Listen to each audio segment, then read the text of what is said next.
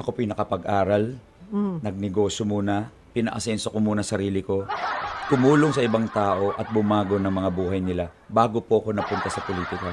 Sila po ay nauna yung politika bago nag-aral, tapos tsaka umasenso, tapos nagkanegosyo. Baligtad po. Ako po yung may... Yo, what's up, happy people? Andito naman po yung manok. Yung manok ba, putak ng putak. Basta may mamima lang at may masisira lang kay Orvisco Moreno. At hindi pa yan makuwis makayas. Mukha yatang si ate. O si ate naman po ha. Mukhang palyado yata yung plano ni ate mga kuwis. Way back 3 years ago mga kuwis mga gayas. Yan po yung pag-usapan natin sa video ito mga kuwis mga gayas. Okay, bago po tayo magsimula mga kuwis mga gayas. Kung bago naman po kayo sa aking YouTube channel, please follow, like, and share, and subscribe. At mega love shoutout po sa ating lahat at sa lahat ng mga Iskunyan vlogger supporters. Mega love shoutout sa inyo. Yan, pagkisuporta po ni Mamel C, KTV Pilipinas, WalutTube, Riders for Life, Machi TV. Ayan, marami pong salamat. At may love shoutout to Ma'am Jean Fukuda, Ma'am Cherry Tuzaki, Aurea Consino at sa lahat ng mga Iskunyan vloggers na walang sawang sumusuporta mula pa 2019 hanggang ngayon mga kuwis mga gayas ha. Maraming salamat at na-appreciate ko po yung like and shares, especially yung subscribes nyo mga kuwis mga gayas. So without further ado, let's begin.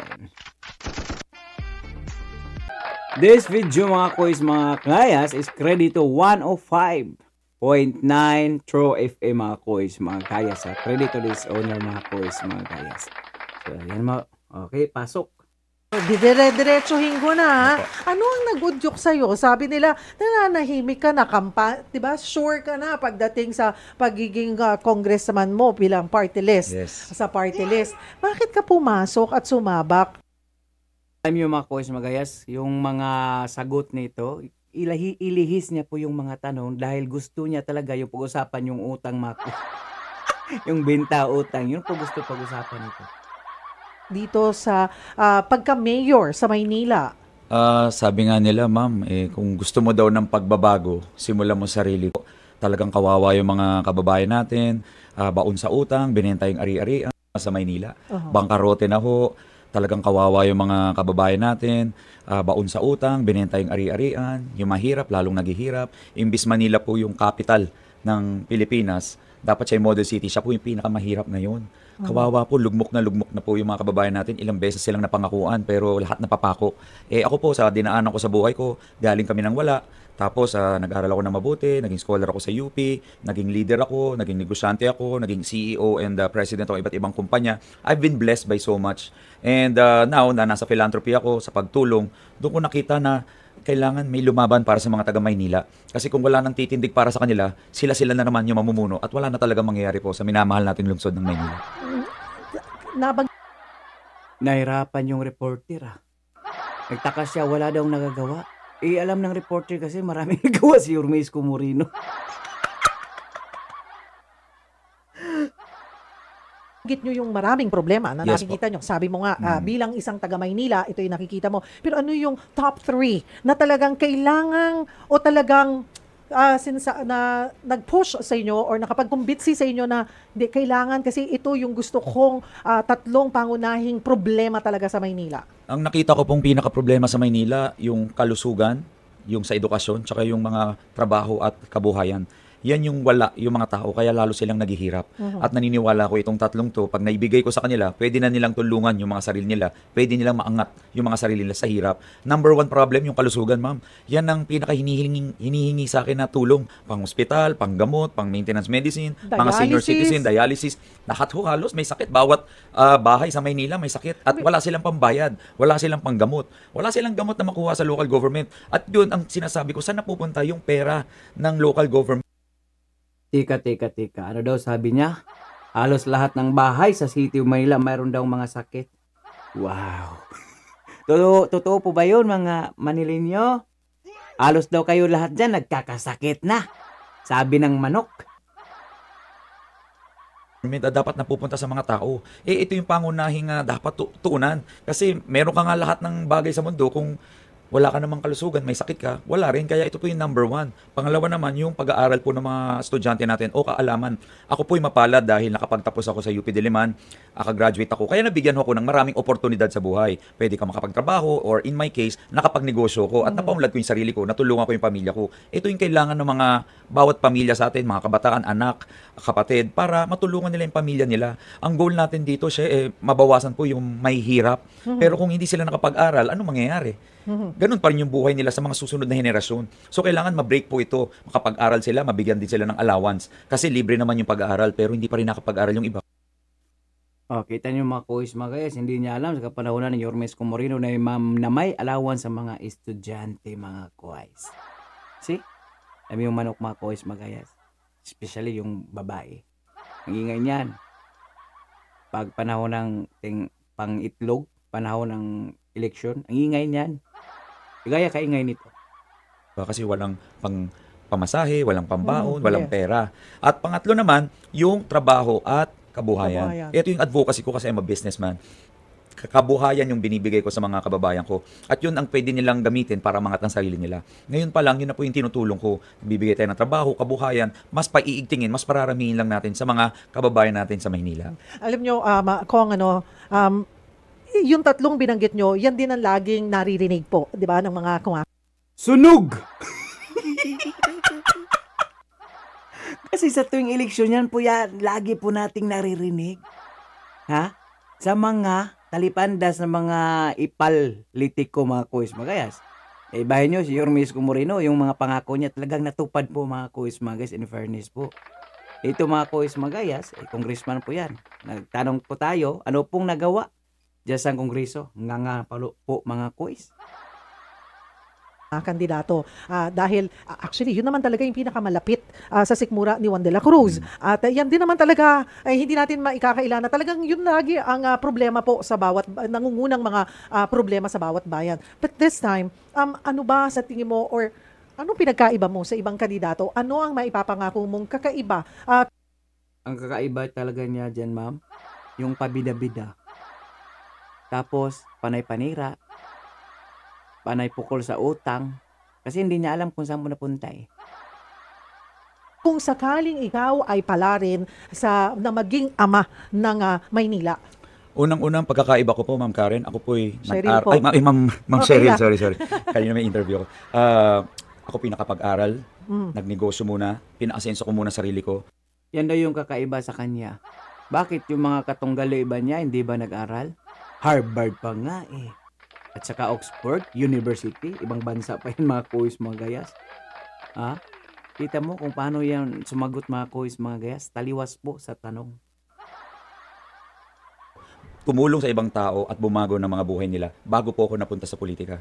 Sila po nauna yung politika bago nag-aral, tapos tsaka umasenso, tapos nagka-negosyo. Baligtad po. Ako po yung may sarili ng negosyo. Wow, ayos. Kita mo, talaga hindi niya alam ang buhay ni Yormes Comorino mga kuis. Kasi pag alam niya dating artista si Yormes Comorino, di ba? Siyempre, nakapag-ipon na po yun mga kuis mga gayas. Tapos, tumakbo na pagkakonsihal, nanalo po.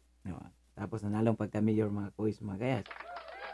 Yung mga sagot niya, taliwas po sa tanong mga kuis mga gayas. Sino bang kalaban ito? Sino bang tinutukoy na kalaban ito mga kuis? Ang gusto ko lang sabihin, wala po akong interes sa pera ng mga Manilenyo. Ako po yung magiging tulay lang para yung pera ng Manilenyo, madiretso ko po sa mga tao. Wala daw interes.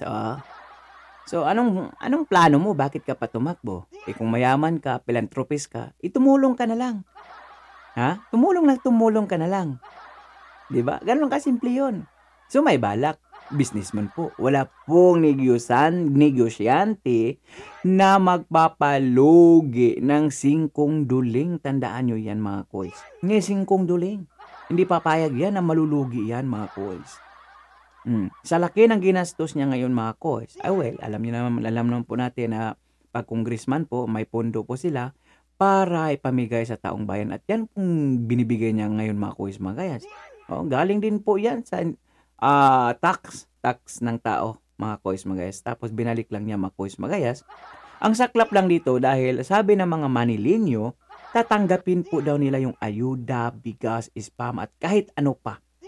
Pero ang ibubuto nila si Yorme Isko Moreno. Saklap.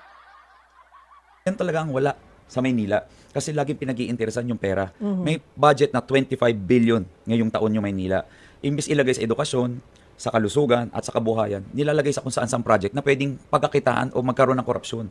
Yan ang gusto nating tapusin, yung kultura ng korupsyon. Yung kailangan magkaroon ng transparency sa mga proyekto, sa mga bidding. Diyan po talaga nagkakaroon ng kawalan eh. Kaya walang gamot sa mga ospital. Kita nyo kung gaano to kabugok tong manok na to? Gusto daw niya ng transparency. Ano bang ginawa ni Yorme Isko Moreno noon? First executive niya, transparency mga kuis, mga gayas. Para alam ng taong bayan kung paano at kung saan gagastusin yung pira sa kaban ng gobyerno. O yan po, ang ginagawa ni Yorme Isko Moreno. Kapikat mga kuis, mga gayas. Walang sariling programa mga kuis, mga gayas. Kita nyo? Kasi kinukurakot. Kaya walang allowance sa mga seniors, allowance sa mga estudyante. Kinurakot na. Kaya wala ring Wala daw allowance sa mga seniors at estudyante. Tangina, nagpapatawat lang tong manok na to mga kuis, mga kayas. Kita mo kung may alam ba talaga yun sa City of Manila? Ayan ang mga Manilinyo nagsabi, mayroon po sa panahon ni Yorme Isko Moreno. Mayroon din naman ngayon, pero dili-dili lang. Paano? Saan niya nakuha yung details? Sa mga mima lang ba na wala allowances yung mga seniors dyan? Nakakatawa. Trabaho. Ito po yung gusto kong baguhin na pag nasimulan ko, sana yung mga susunod na henerasyon ay masundan. Kasi once I place all the new rules, the new system of government in place, yun ay magiging papamantayan ng mga susunod na henerasyon. At yun po ang gusto kong gawin. Ay magiging papamantayan ng mga susunod na henerasyon. At yun po ang gusto kong gawin. Naniniwala ko na dapat negosyante ang mamuno sa Maynila kasi may karanasan na siya eh.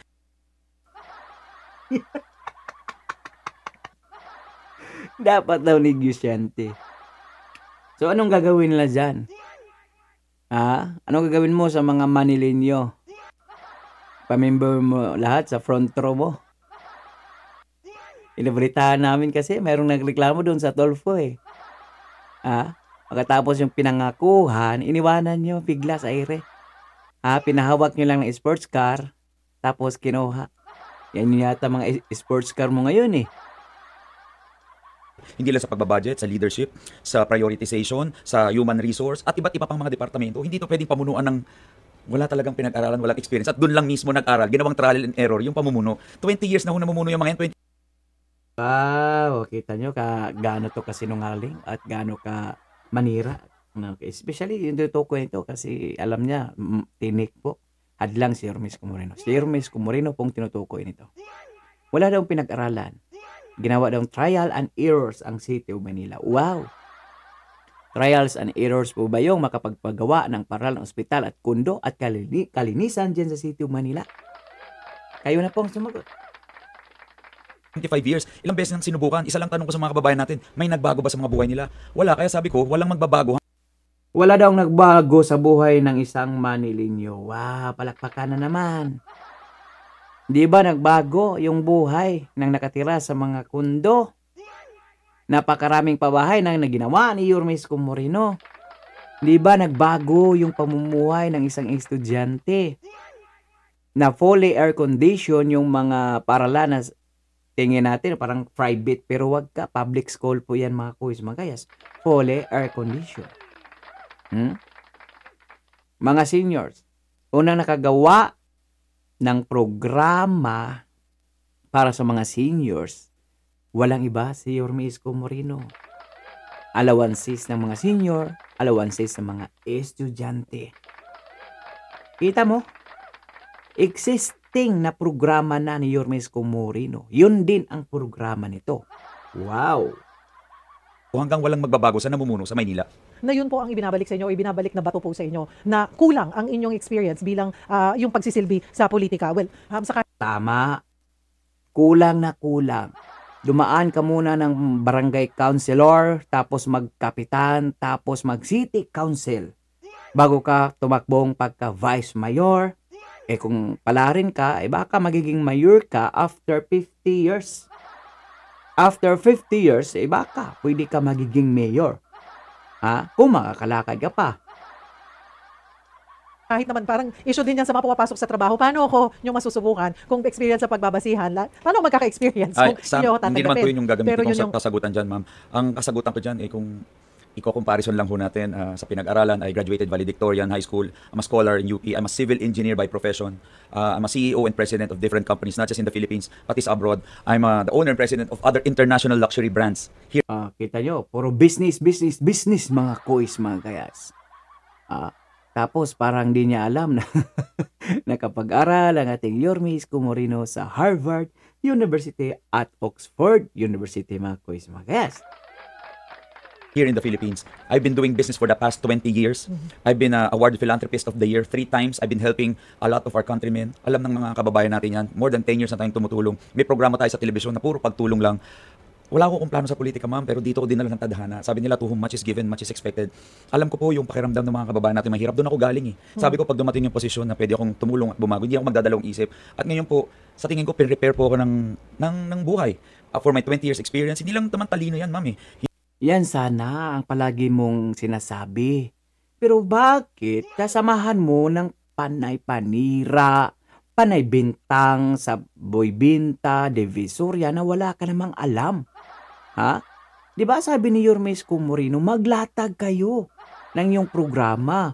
Huwag puro panira. Kaya nga binalikan kayo ng mga supporters ni Yorme Isko Moreno Tapos nagbanta pa kayo na ipapahanap, ipapatrace, ipa-NBI. Yun po nangyari sa isang vlogger, supporters ni Yorme Isko Moreno na si Vrija, mga kuis magayas. Papahanap daw nito. Yan sana maglatag ka ng magandang programa mo at for your information, huwag kang maglatag ng mga programang existing na. Programa na ni Yorme Isko Moreno. Kasi nakakahiya Kapikat ka di ba? Hindi lang din experience, pero pinaka-importante yung puso. Kasi minsan yung iba, sa sobrang gulang, sobrang talino, nagagamit sa pangungurakot, nagagamit sa pagdanakaw.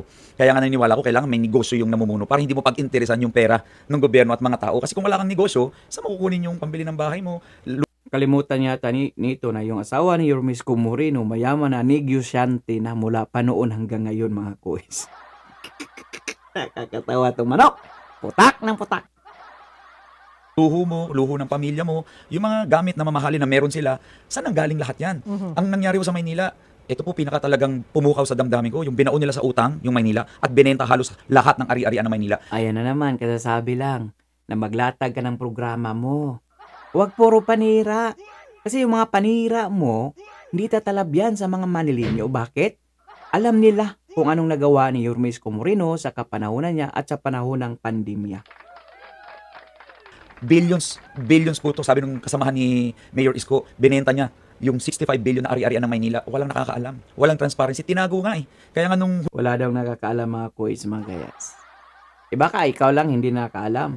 Tanungin mo yung mga Manilinyo kung hindi ba nila alam. Ang pagkakaalam po namin sa panahon ni Yorme Isko Moreno, pumunta ka sa Buluwagan, pag-upo ni Yorme Isko Moreno para malalaman mo kung ano yung transparency at saan napupunta yung kaban o pira sa kaban ng gobyerno. Pumunta ka sa Buluwagan. Huli, nalaman ko, saan napunta yung pera? Kasi ang dinadahilan po, pandemya. Pero sa buong Pilipinas, sa buong Metro Manila, tanging Manila lang ang binaon sa utang at nagbenta ho ng ari-arian. Yung si Mayor Zamora nandito, hindi naman nagbenta ng ari-ari. Dapat mong itanong yan. Dapat mong ipagtakayan kung wala kang nakikitang mga pabahay, ospital, paaralan, kalinisan, Manila Zoo dyan sa City of Manila. Tanungin mo muna yung sarili mo bago mo bakbakan yung tao para hindi ka balikan ng mga iskunyas o mga Manilinyo. Ari-arian, pero nagbigay naman sa sarap ng ayuda. Ang Taguig, nagbigay naman sa sarap ng ayuda, hindi naman nangutang, hindi nagbenta. Ang Quezon City, sila Mayor Vico sa Pasig, hindi nangutang, hindi nagbenta. Tanging ang Maynila lang ang ginagawang dahilan yung pag-ngutang at pagbebenta para daw makapagbigay ng ayuda. Bakit? Sa panahon ba ni Rhapsody, ni Irap, may natira bang pondo sa City of Manila? Ano yung kakainin ng 700,000 na mga Manilinyong nagugutom na iipit sa pandemic? Ano yung papakain noon? Hangin? Puro tubig? Ha? Mag-isip ka. ayuda, which is ayoko na pong paniwalaan to, puro kasi nungalingan to ma'am, at talagang kawawa ang mga Manilenyo na ito mga ari-arian na to na dapat dinevelop sana tong ari-arian na to para gawing hospital, gawing eskwelahan, gawing mga palengke, pero napunta na po sa private tulad ng Divisoria. Dati ang renta doon nung hindi pa binebenta 20 pesos per square ng mga vendor. Nung binenta na ho 500 na. So Kita nyo kung gaano ka walang alam to sa panggugobyerno mga kois mga gayas. Papayag siya na si Idi at Pati lang kumikita noon at hindi kumikita yung pamalaang City of Manila.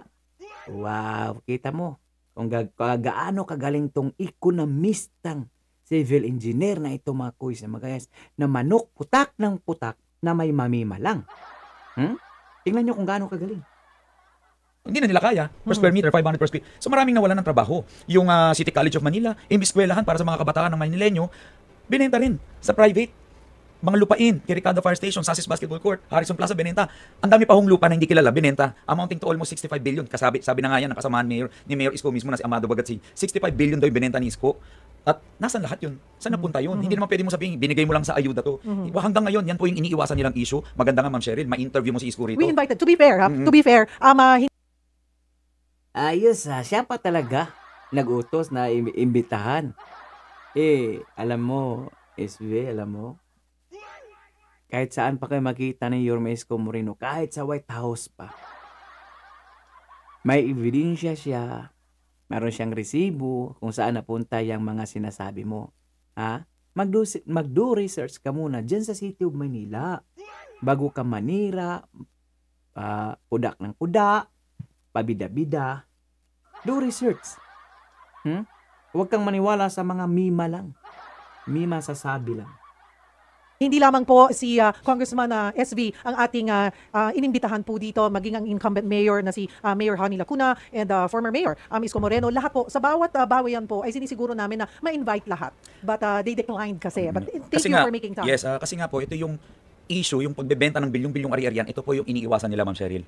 Ayaw nilang sagutin, ayaw nilang sabihin, at pag tinatanong sila sa mga Bakit pa sagutin? Manood ka. Tingnan mo. Busisihin mo yung live Facebook page ni Yorme Isko Moreno. Andyan lahat yan. Andyan lahat yan. Busisihin mo na lang. press con or ng kahit anong media, no comment na lang ng no comment. Hindi naman pwede yan. Manila is not for sale. Hindi nila pag-aari Maynila. Ngayon, sino magbabayad ng utang? Mga Manilenyo. Sinong kumita? Sinong nakinabang? So, sabi ko nga ma'am, kung walang lalaban, walang magtatanggol sa kanila, wala na pong mangyayari sa Maynila. Congressman SB, puntahan natin ang inyong mga plataforma. Yes. Alam ko marami kayong gustong gawin sa Maynila, pero bago ko puntahan yung plataforma, kasi nga Ayan plataforma na pag-usapan mga kuys, mga gayas. Pero bakit babalik pa na naman yan sa utang mga kuys? Kasi walang malinaw na plataforma to. Alam niyo kung ano yung plataforma nito? Yung maninira lang ng kapwa o katunggali niya mga kuys, mga gayas. Yun po ang kanyang plataforma. laking sampalok ka eh. Ano yung naalala mo na sabi nyo nga galing din kayo sa hirap? Na noon, nararanasan mo na, nakikita mo na, hanggang ngayon, ganun pa rin ang pinagdadaanan ng ating mga kapatid. Na sana talagang gusto mong you want to put an end to it kung ikaw ay pala rin. Yung kahirapan po. Kahirapan talaga. Dati mahirap na, ngayon mas mahirap pa. Yun nga yung sinasabi ko, mami. Parang ang dami siyang alam mga kuys, mga gayas. Pero tanungin mo, anong nagawa mo dyan sa Kongreso sa loob ng 3 taon? Nga. Pangkarote na. Kaya dapat, kumbaga sa negosyo to, kailangan mapamunuan ng tama. Malagay yung and allocate yung budget dun sa mga dapat i-allocate na mga top priorities. Tulad nung plataforma ko na KKK, pinasimple ko na lang po KKK, which is yung unang K, yung kalusugan at kalinisan. KKK.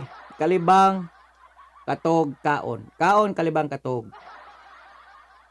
Number 1 problem, alam niyo na, dumi-dumi ng Maynila at binanggit ko na po lahat ang problema sa kalusugan. Pangalawa, yung kaalaman o edukasyon. Kailangan maraming makapagtapos ng mga Manilenyo, maraming makapag-aral para matulungan nila yung pamilya nila. At yung pangatlo, yung kabuhayan na trabaho. Naniniwala ako pag meron ka nitong 3 to, mababawasan yung mahihirap sa Maynila. Bakit ko alam? Ito po yung ginamit ko, ma'am, para maiangat yung sarili ko sa hirap. At yun din ang dadalhin ko sa Maynila. Sabi nga nila, paano mo babaguhin? Bakit di mo ginamit yan sa Kongreso? Bakit mo hindi ginamit yan sa loob ng 3 taon mo dyan sa Kongreso? Tapos ngayon, papaniwalain mo yung Manilenyo na gagamitin mo sa City of Manila? Huwag na! Wala kang ngang nagawa sa Kongreso Yung buhay ng mga Manilenyo o ng ibang tao, kung sarili mo nga hindi mo na bago, hindi mo na angat. Ako po, yung ginamit ko po lahat yan, nagawa ko sa sarili ko, nagawa ko sa ibang tao, yun yung gagawin ko sa Maynila. So, wala na pong pangako dito, lahat ng ginagawa ko na, yung tulong sa kalusugan, may mga SB Mobile Clinics, SB Mobile nakita ko yun, Botica dami. po, napakadami. Gaano karami yun? Lagpas 20 trucks po yan na umiikot sa Manila, araw-araw nagbibigay ng libreng X-ray, ultrasound, ECG, laboratory, blood chem, pati libreng gamot yung mga butika. Galing ho sa sarili kong bulsa. Yun ho yung tinatanong ng mga kababayan natin, ano daw pinagkaiba ko? Yung tinutulong ko po galing sa sarili kong bulsa. Ngayon yung mga nagtatanggol doon sa mga kalaban natin, Sa sarili daw niyang bulsa ng galing. Saan pala yun na nalagay? Yung pundo ng gobyerno galing dyan sa Kongreso. Hindi ba yan yung pinamimigay siguro mo ngayon? Ay, walang negosyanteng magpapalugi ng 5 duling. tumutulong daw yung kandidato nila. Pera ho ng Manileño yan, pera ho ng gobyerno yan, magkaiba yan. Huwag niyo hong gisahin yung Manileño sa sarili naming mantika. Kaya nga ngayon, ma'am, puros paninira sila kasi wala ho silang may bagsak na tulong galing sa sariling bulsa. Puro paninira? Narinig ba natin noon na sinisiraan ka ni Yorme Isko Moreno? Ikaw ang panay panira. Aktivista ka pa nga, nagrally ka pa dyan sa City Hall. Manila is not for sale. Kailan ba bininta ang City of Manila? Manok, putak ng putak, bida-bida. Sisiraan ka na lang nila. Sinasabi, wala daw ako ng pandemya. Nasaan daw ako nun? Kasi ngayon, namimigay daw ako ng bigas, ng delata, ng kabuhayan, mga Show Maynila food cards, ng mga SB Mobile. Oo, nakita ka namin. Oo, nakita ka namin. Isang araw lang po. Isang araw ka lang po nakita. Ilang buwan ba ang pandemya? 7, 8 buwan. Lockdown. Mahirap yung pagkain. Anong ginawa ni Yorme Isko Moreno? Yun yung hinahanap mo na mga pera. Pakainin mo nga 700,000. Ha? Family, hindi yan individual, family. Ang papakainin mo sa loob ng 8 buwan. Tapos walang pondo yung City of Manila. Anong ipapakain? Siyempre, hanap ng kaparanan yung ama. Sabi nga ni Yorme Isko Moreno, pag ikaw yung ama sa loob niyong bahay, pag walang makain yung anak mo, siyempre maghahanap ka ng kaparaanan. Kaya walang maniniwala sa mga sinasabi mo, Manok. Clinic na mga libreng gamot, nasan daw ako ng pandemic? Buti na lang may mga resibo po ako. At kasama ko pa sila. Kasama ko po si Isko. Nagbukas kami ng front row eskwela. 2 Oo nga, isang araw ka lang ang nakita. Ilang araw ba? Yung 8 buwan. 30 times 8. 240 days. Nakita ka. Sa 240 days, nakita ka sa isang araw lang. Nasaan yung 239 days? front row eskwela yung binuksan ko doon. Nagpadala ako ng bigas sa Maynila at sa buong Pilipinas po. At maganda at meron tayong social media, may mga resibo at yun, makikita yung pagsisinungaling nila sa mga taong bayan na matagal na po nilang niloloko. Kaya nga sabi ko, mga kababayan ko, huwag na po tayong magpabola. Huwag na tayong magpadaan sa mga sayaw-sayaw, sa mga pakyo. Kayong nabubula, ikaw yung pasayaw-sayaw sa daan. Kayong pabida-bida, Manok. Sa mga pangako, tingnan natin ano yung nagawa at ginagawa ngayon. Ano yung kakayanan talaga at kung gusto nyo ng tunay na pagbabago, So yun mga kois, mga gayas, wala po tayong ibang maririnig dyan. Puro paninira lang talaga kay Yorme Isko Moreno. Na para bang hindi natin alam kung saan nagastos yung pera dyan sa City of Manila sa kapanahonan ni Yorme Isko Moreno. Well, ngayon hindi natin alam yan. Sa panahon ni Lakunat. Sa panahon ni Yorme Isko Moreno kasi transparent nakikita lahat. Naka-live yan. Dito, umutang kami. Ito yung gagastusin. Yan yung gasto sa isang project na yan. Transparent mga kois, mga guys. So next pag-usapan natin mga kois, mga guys. Ito po. Ayan po. Nagisa na sa sariling mantika. Si ang ating ate. Ate, saan ka na ate? Ayan si ate natin na nagisa sa sariling mantika mga kois. Way back 3 years ago. Daw ng daan para sa kanilang pagkapanalo. Malaki rin na Nagpasalamat siya kay Yorme na naglatag daw ng daan para sa kanilang pagkapanalo. Malaki rin na pasasalamat ng Honey Yule Tandem kay outgoing Manila Mayor Isko Moreno Dumagoso na anilay kanilang mentor. 450 years ng history ng Manila, nagkaroon na rin po ng babae. Thank you sa aking Yorme na pinagkatiwala niya po sa akin. Thank you sa aking Yorme. Pero nakarang araw, Madam El, bakit sinabi mo na parang wala bang tulong o walang ambag si Yorme Isko Moreno sa pagkapanalo mo noong 2022 eleksyon? Masarap ba kainin pag magisa ka sa sarili mong mantika, Madam El? Ayan na. Nagisa na sa sarili mong mantika 3 years ago. Na kaya ko po. Yung sa aking Yorme na pinagkatiwala niya po sa akin na kaya ko po. Yung sa aking Yorme Oh, na nagpasalamat. pinagkatiwala niya po sa akin na kaya ko po. Dahil yan sa tinanim ni Dito pa isa. Yorme Isko Moreno Tumagoso sa Maynila. At kami ang umanin lahat noon. At yan ang pangarap ni Yorme na lahat kami manalong lahat. At tinanim ni Yorme Isko Moreno Tumagoso sa Maynila. At kami ang umanin lahat noon. At yan ang pangarap ni Yorme na lahat kami manalong lahat. At talaga namang panalong-panalo noon. At yan noon. At yan. Sa matter of fact, hindi lang sa distrito, sa buong Manila, napansin namin. Ayan pa. Si Valeriano.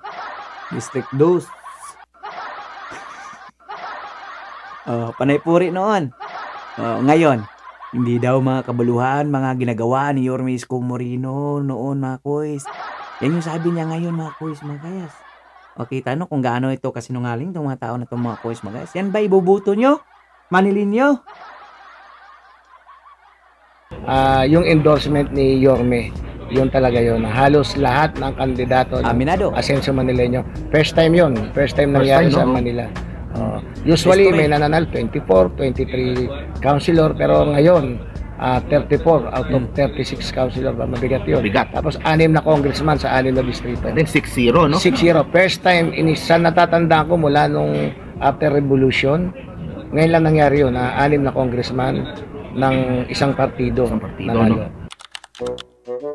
Tanggapin natin ng totoo na medyo walk in the park ang nangyari sa takbo ninyo. Ito yung interview niya nakarang araw. Pakinggan. 2022 as mayor kasi ay magkaalyado kayo ni Mayor Isko. Wala kahit sino siguro bumangga sa inyo noon dahil magkaalyado kayo during that time. At least this is what I'm hearing sa labas ko. Hindi po walk in the park yung takbo ko as mayor. Unang-una po, wala naman ko dito eh. Para tulungan ako. In fact, it's the other way around. Kami po nangangampanya para sa kanya dito sa Maynila. Sila lang daw yung panya. Si mga kois, mga gayas. Parehas lang ng dugo yan. Ha? Yung dugo nito at yung dugo ng pabida-bida niyan, makapareha lang yan mga kois, mga gayas. Walang pinag-iba, mga kois, mga gayas. Puring-puri yan. Pati yan si SB noon, puring-puri yan kay Yorme Isko Moreno. Mga kois. Ngayon. Di daw. Significance effect yung mga ginawa ni Yorme Isko Moreno. Wow!